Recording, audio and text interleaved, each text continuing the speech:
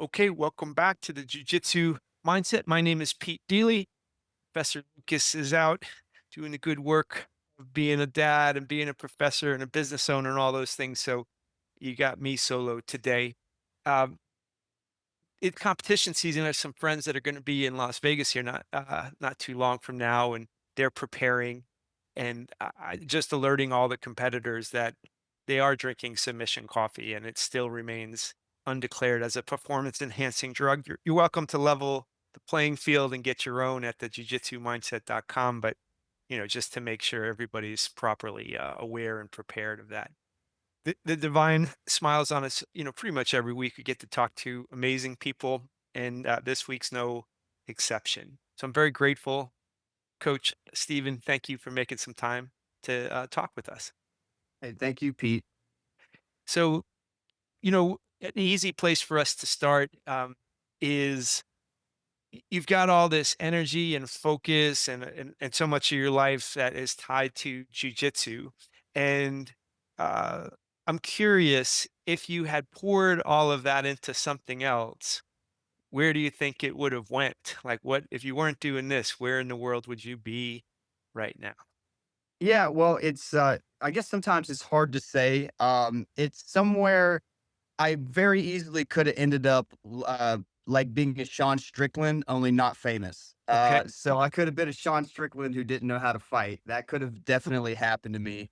I guess, long story short, I was a very smart, gifted kid in school, but I hit a rough patch around 13. It was just a very crappy situation, Okay. in the household. I ended up living by myself from like 13 to 14. And Wow.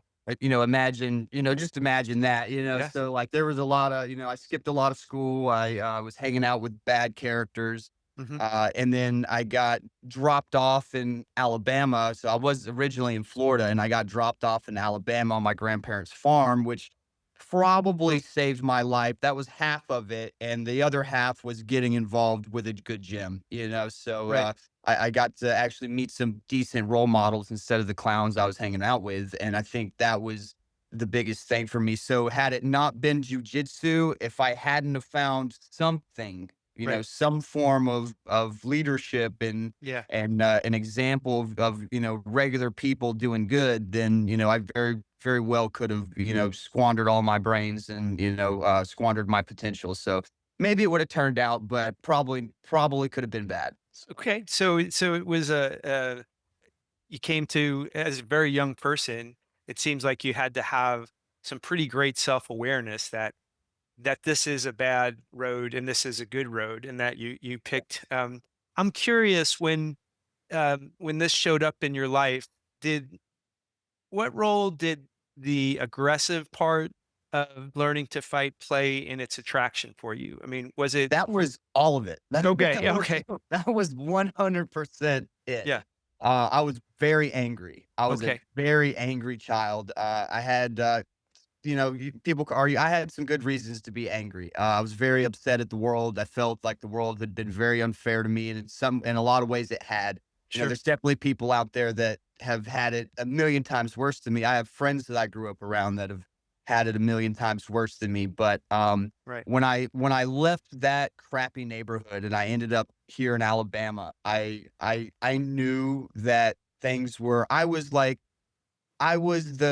kid that was always trying to talk my, you know, gangster friends out of doing dumb shit, Okay. and, but I'd still get talked into a lot of dumb stuff, Yeah. and then so when I came out here, I kinda made it my mission. I just became a homebody, so, like, I didn't make a lot of friends at first. I made a few friends, but I stuck to myself. I went from being a really outgoing individual to being kind of bitter and felt left behind, but it was a new place, a new environment, a very different social network out here than where I was used to. The people were very different, and I Right.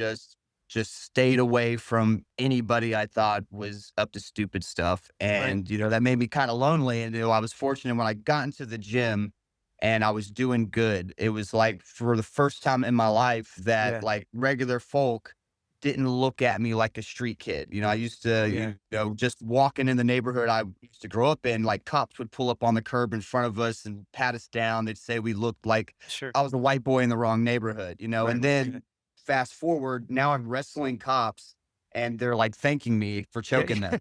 And that was Yeah. Right. crazy. And then I started to learn that, hey, they're people too, and it just kind of flipped my perspective a lot. Yeah. So it seems as though you had a vehicle in which you could channel these things that had a couple of choices. You could channel that anger into things that could hurt your life, hurt your future, hurt other people, or to find this other piece of it. Did you go through? You were young, and so as a guy who started jujitsu as a 50-year-old, which is now 5 years ago. Hey, congratulations. Yeah, yeah. But so getting for me to get humbled, there it was a very foregone conclusion that um, all the young lions at the gym were gonna, whoop me regardless. And so but I had the maturity of a 50-year-old man to not have that be a problem per se. As a 14-year-old, I think I would have reacted to that differently. I think I would have my ego would have probably forced me into things that I would have got hurt because like I wouldn't be able to accept it. When you went through your progression of learning and channeling that into your jujitsu journey, did you go through something similar or were you kind of the biggest cat in the jungle and you didn't have to go through that similar humbling process that many of us Yeah. have gone through? No, I definitely actually the worst thing in the world happened on my first jujitsu class. And so a blue belt was visiting from a totally different city at the same gym. And I ended up rolling with him in my like first round. And I had been YouTubing backyard fighting for several years. Like I used to like bare knuckle box in people's backyards for money, which wasn't super good at it, but compared to the other street bums, I was pretty decent. And then I YouTubed a lot of submissions and I was very freakishly athletic. Okay. So right out the gate, I just leapt into a straight ankle and ripped it on him and tapped him. And so I was like, I just walked into a gym and tapped some dude out that's been training for 3 years. And Mhm. he proceeded to, after that, he laid it on me, dude. Okay. He's like, are there no rules here?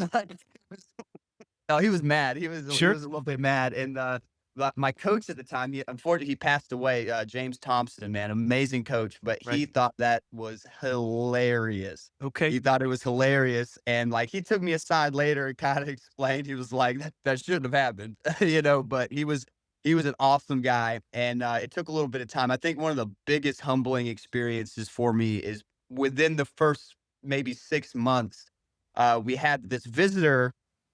This is kind of I'm gonna try to make it short. We had 2 guys come in.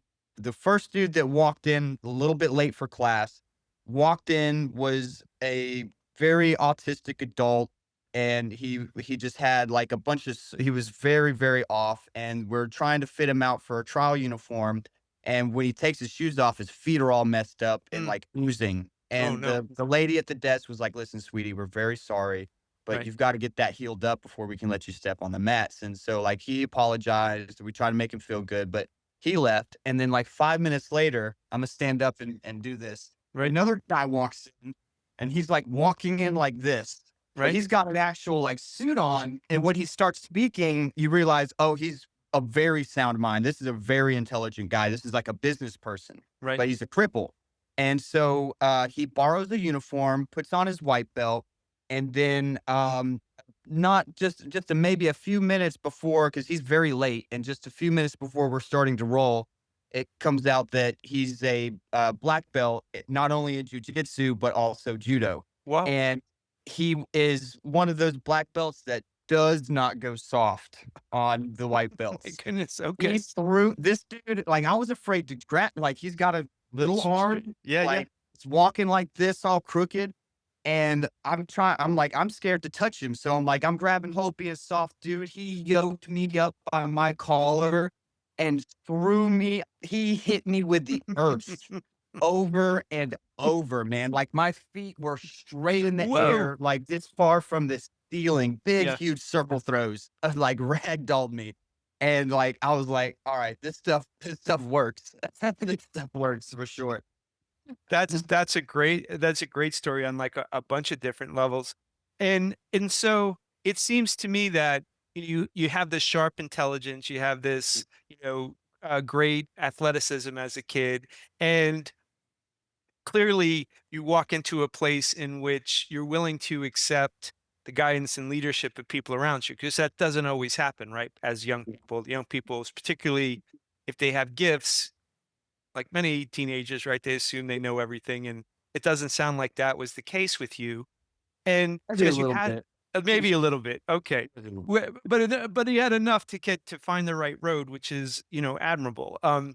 So as you go through and you refine your skills and you become a fighter, can you tell us a little bit about like the progression to being more of a fighter than just a student?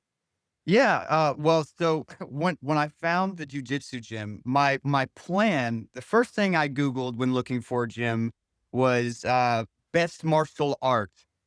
And Hmm. then I came to the conclusion that it was Muay Thai Okay. because they use all the weapons, Hmm. right? And so, unfortunately, the nearest decent Muay Thai place was Atlanta, which Okay. was like a 2-hour drive. And as a 17-year-old, I just couldn't do that. Sure. I was Sure. still like, I was in school. I can't remember. I think I was at the end of my high school. Maybe it was right after I graduated, but regardless, I couldn't make it to Atlanta on a regular basis. And my dad, who had been kind of missing from my life for quite a while around that time, he was attempting to step back in and attempting to be a role model again from afar. And he found out that there was a jujitsu gym. So my dad, he had been on the boxing team in the army, and then when he got out, he had done a good handful of cage fights. He had fought professionally at a very lower level back in the day before it got difficult, and Sure. his losses. So his career was basically he either made a first round knockout or Right. he got submitted really quickly. That was how every fight went. And he said that he wished he had done jujitsu. And I want Muay Thai, but Yeah. Yeah. he talked me into going to the jujitsu gym and very grateful for that. So he got me involved in jujitsu. He paid for nearly my first year of jujitsu, which definitely helped me out. And then by the time that ended, I was in a position where I could pay for it myself. And yeah, very fortunate that it went in that order because Mhm. I'd already had the tenacity and the grit from just growing up on the streets, Sure. and like I was fighting, I was 13 bare knuckle fighting 30-year-olds in people's backyards, so Right. the toughness was there, the grit was there. I had decent, I mean, for what it was, like I wasn't a poor boxer. I don't consider myself a great boxer, Hmm. but I can hold my own in a boxing ring. Right. I don't think I can compete professionally, but I can stand there for a couple rounds against a pro and not get knocked out. Okay. And so like I jumped into jujitsu and started competing super heavily in that regionally. And the majority of my matches were quick wins for me, and eventually, obviously, that gets harder and harder as you go Sure. up. But I was like, man, if I'm having such a good time with this, like, I think now let me take a little bit of focus because I always wanted to cage fight. That was the goal from the beginning. Right. And so, like, after, a couple years, 2.5 years or so of competing in jujitsu, I started cross training. I started going to this boxing gym kind of nearby. And then I did that for about 8 months. And then I got linked up. A big shout out to Jeff Powell. Okay. He'll see this, but Jeff Powell is an amazing kickboxing coach. He is a hidden gem because he's got a very small crew of guys, but he's got a couple of people fighting on pay-per-view now, but he only works with like 6 or 7 people Right. now, and he doesn't own his own gym. He works out of multiple gyms, giving private lessons to like legit fighters. And I got linked up with him and worked with him for about a year and a half. Well, actually, I probably took my first fight a little bit after just a few months into working with him, but he actually cornered my first fight, and he's been a super integral part of my training camps ever since. And I still go and train with him as much as I can, even though he's all the way in Tennessee. I still, a couple of times a month, drive up there and do an hour, 2 hour session with him and mess around with the whatever guys I can find at the gym he's working at that day. But yeah, I love working with him, and that's kind of how I stepped into that. And Alabama's weird with their amateur rules, so it was even more of an advantage for me, because there's no ground and pound to the head in Alabama in your first two amateur fights, or if the Okay. other person's within their first two. So it just made the rule setting made it easy for me to pull guard on people if I needed to and not get punished. And so it was really good developmentally, even though it's maybe a little boring to the fans, and a lot of the fighters are like, "Oh, it's lame," but honestly, it's probably good developmentally for me, Right. and I just kept going from there. I just took off. So, I mean, you have a lot of combat experience, or, combat sport experience, I should say. And if I'm to ask you the most memorable contest, fight, roll, bare nut, whatever in your repertoire of experiences, like what's the one that comes immediately to mind? And maybe you could tell us just a bit about that, because it sounds like you've had some adventures. Yeah, I've listen, I've never had a boring fight. My fights have, I've lost 2, so I was 9-1 as an AMI, and now I'm 2-1 as a professional. And even in my losses were really exciting fights, but I guess there's 2 that stick out, 2 finishes that I got that were, I think are really neat to watch. So when I fought Beck Shields down in Mississippi as an amateur, uh it was like the Wild West, like the commissioner never showed up. We weighed in with no commissioner in some dude's gym. The guy came in. It was supposed to be for a 125 belt. The promoter calls me like 2 days before, says, "Hey, your guy's not going to make weight. Can we do a catch 130? We'll still do it for the belt." And I was like, "Yeah, we can do that." I show up. He's 143 pounds after cutting as much as he possibly could, and Goodness. I'm like 128 because I'm like I weigh 100 and like I weigh like 128 normally, Right. at the time. And so I we had a 3 round war, and at the end, he caught a triangle against me while I had him against the cage, and it was just like I put my knee across his throat and just started stacking pressure and hipping in and started hammer fisting. And then when his legs kind of went slack, I stopped and I realized that he was unconscious and I had been bouncing his head off the floor. So I jumped back because the ref was going to let me kill him. Oh my goodness. Yeah, the ref was going to let me kill him. And then, yeah, so that was a really memorable fight. And then my professional debut against Trey Slayton. And like, I love Trey Slayton is an awesome guy. I love him to death. I've trained with him before. I've been friends with him for a long time. Me and him are 2 of the most popular flyweights in the state of Alabama. Mm-hmm. And I've been offered to fight him by like 20 different promoters all throughout my amateur career. And I was like, no, no, no, I don't want to do it. I want to save him. That's going to be a fight that a lot of people want to see. I don't want to fight my friend for free. Right. Right. I wanted it to be, I guess the plan was towards retirement. Before one of us retires, let's get Alabama, let's fill a stadium up. But it Nice. didn't work out that way because both of us were having a lot of trouble with just not getting great offers for our debut. Like I had like 3 people back out on me in a row, or I'd be Yeah. getting like really stupid offers like, "Can you fight this dude at 145?" Never been that heavy in my life. Or, "Hey, can you fight this dude? He's in your weight class. He's 7-2 as a professional." And then you look at his amateur record and he's like 20-1. Yeah. And it's Yeah. like, all right, listen, like let me get a fair debut. So that was as fair of a debut as I could get. Right. And I think that was a first round win for me, which was like Trey. I was more afraid of Trey than just about anyone I've ever fought because I've sparred that Yeah. man, You and knew he's you knew a he's a lot about him. gangster. Yeah. He's Yeah. a gangster, and he's one of the few people I've fought that could potentially get me on the ground. Like Okay. I guess there was a couple of others that could be dangerous on the ground, but he was he was the one that I was like, "Man, my specialty is at, like, peer level, and then he's a better striker than me as far as Okay. he's technically sound striker," but, I went into that fight with the idea of I'm gonna be meaner. I'm Okay. gonna be meaner, and I'm not gonna give him a time I'm not gonna give him the opportunity to read my patterns, to figure me out. I'm just gonna be, excuse my French, but balls to the wall, Right. Right. and, so it looks like a really dirty, sloppy, messy fight, and that was intentional. Right. So I was just in his face, and at one point, he wrecked me with a spinning back kick that Whoa. dropped me, Sure. and, he walks to me, and so, like, I'm on my back, and he went he shrugged and, like, started coming in. He starts throwing heel strikes down. He's trying to reach over me, and I caught a reverse triangle grip on him and then hooked his arm and started hammer fisting him. And it was like there was, like, maybe 10, 15 seconds left in the round, and he went unconscious. And, Oh. like, we still don't like, I don't think he knows. I don't know. Nobody knows if it was the punches or the choke, but he went unconscious. And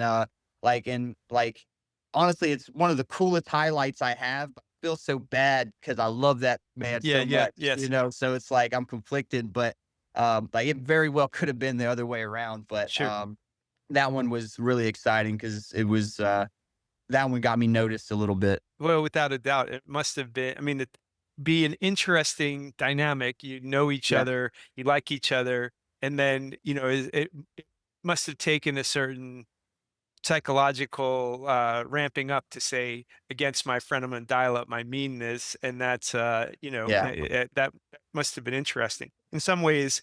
If that was the debut, that's useful, I think, in terms of other fights might feel less emotionally charged given that you started with that one, because I'm sure going in and fighting strangers felt different. In your observation of the people around you that have gone on similar journeys, particularly as it relates to jujitsu. Do you have a favorite story of what you've observed, how jujitsu has changed somebody else's life? um, I've got a kind of a crazy one, and I don't wanna say names, but Sure, of course. I'm teaching my first instructor earlier. I told you that he passed away. Right. So he was killed in a car accident, and it really seems like one of those situations where it wasn't anybody's fault. It was kind of so he apparently, what from what I understand, he was trying to pass, and it was a passing zone, and someone was exiting a hidden drive, Huh. and they collided, Mm. and he was killed on impact. Well, years go by, and I leave the professor I was working with, and I start my own gym. And a little bit of time goes on, and I get a student, and he comes in, and he's completely lame in one leg. He has to get up a curb. He has to grab Mm. his jeans and lift his leg to get Okay. onto a curb. And we worked with him for about a year and a half. We got his mobility. He'll never be perfect, but, Sure. like, he can at this point, he can kick me. I'm shorter than him by a lot, but he can kick me in the head if he warms Okay. up. Wow. And so, like, he'll never be perfect, but he's light years beyond where he was. But, it took a long time, but one day he confided in me. He was the other car. Wow. He was the Wow. other car, and he had always wanted to do jujitsu, and the only gym that he could attend because of location would have been that gym where Okay. James had been at. And so he didn't wanna show his face there. Sure. And so that was surreal. Yeah. And Yeah. so, and, My like, goodness. knowing James, the kind of person he was, Right. he'd be happy. Yeah. He'd Oh be my happy goodness. because this has really improved the quality of life for this guy in a lot Yeah. of ways. Right. And so, that's one of the neatest stories, I guess. But Yeah. I've seen it save a lot of people from drug problems. I've seen Right. it keep a lot of people out of, situations like me hanging out with, like, gangbangers and stuff. I've seen it pull people out of that. But that story, I guess, is the one that really hits me Oh my because, goodness. like, That's a movie. We'll be yeah, watching that on Netflix someday. That's an yeah. extraordinary thing. Well, um, And that to me is another example of sort of your psychological flexibility, because that would require a certain type of forgiveness, regardless of the fact that it wasn't an intentional act. It's still, given how close he was to you, that to me is a sort of spiritual maturity that I think is admirable. That not everybody, I think, could give into. I mean, and then everybody wins in that environment, right? Because he's so much better. There must have been some healing element for you as well to kind of have those things connected, particularly as your coach would have been happy about it. That's remarkable to me. Yeah. Yeah. When there are going to be people want to follow, your story and all that, where do you want to direct them? Where's the right place to? Well, they can find me on TikTok, Instagram, Facebook. If you type in Stephen with a PH, I'm sorry. Big Yes, Dr- yes. Forgive me yeah, for. yeah, yeah, you're okay. Stephen Big Dream Owens or Stephen Owens MMA, I'll pop up on Okay. any of those platforms. I have an X or a Twitter, but I created it and did nothing with it. So, but Okay. I've got a TikTok and Instagram and a Facebook that I'm relatively active on. So if you guys want to follow me there, you guys are more than welcome to, and I'd appreciate it. I mean, these have been these are traumatic and great stories. So I'm grateful that you came and shared them with our audience, and keep track of what's ahead for you, and maybe you come back another time and talk to us again. Yeah, absolutely, Pete. I really appreciate you giving me this opportunity. It was super fun getting on here and kind of sharing my story and speaking with you, man. So I guess you have a wonderful day, and I'll be seeing you again. Okay. For sure, brother. Okay.